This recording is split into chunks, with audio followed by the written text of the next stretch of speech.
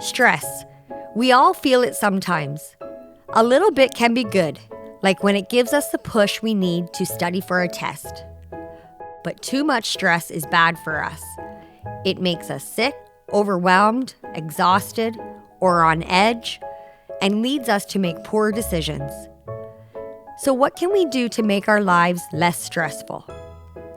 How can we get just the right amount of stress to keep us pushing harder without dragging us down? These are questions that Canadian researcher Dr. Michael Unger asks in his work on resilience. Resilience is like armor that helps protect us when we are facing stress in our lives. Resilience helps us to go out and explore our world with bravery and acts as a net to catch us when things get too tough. Dr. Unger has found several things that make us resilient. Let's take a look at each of these things, taking time to think about what each looks like in your life.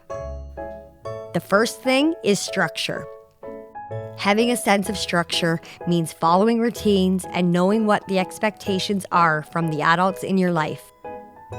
What routines do you follow? What expectations do your parents, teachers, coaches, and other important adults have for you? The next thing is consequences. Making mistakes is human, and we can always learn from our mistakes. It is important that when we do make a mistake, we have a chance to learn from it and make things better. What happens when you make a mistake? Are you given a chance to make things better? How? The next factor of resilience is close relationships with caring adults. Having adults who we trust helps us when we are stressed. Who can you reach out to when you need help? Who notices when you're stressed? Another part of resilience is having a strong identity. We are all unique and all have our own strengths. We do well when we know what we are good at and we have a chance to show it to other people. What is special about you? When do people notice this? Where are you when people notice? And what are you doing and who notices this specialness? Control is another part of resilience.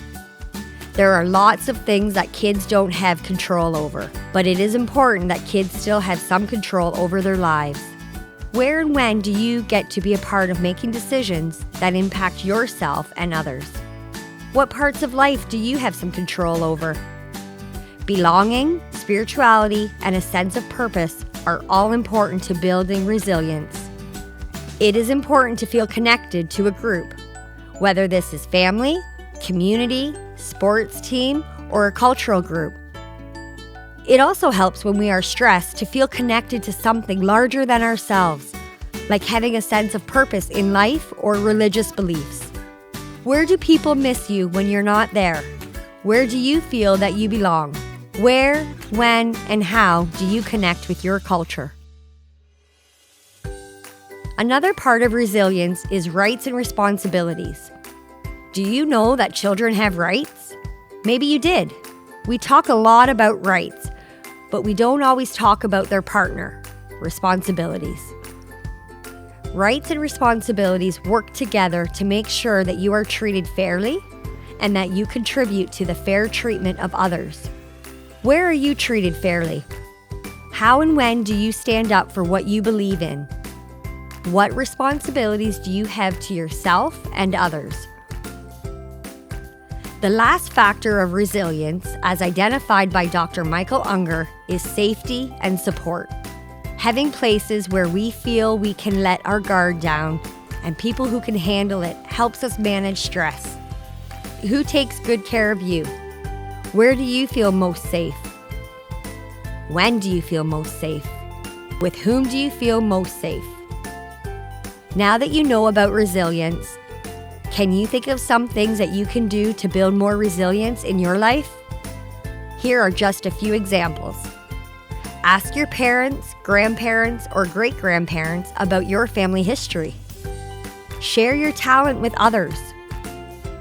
Ask for more responsibilities at home, maybe taking care of a pet or starting a paper route. Try sticking to a new morning routine for the next week. Apologize to someone you have hurt. Talk to a caring adult about something that is bothering you. And lastly, ask for help when you need it. By doing even one of these things, you will already be on your way to be better at handling stress so that you can be your best possible self.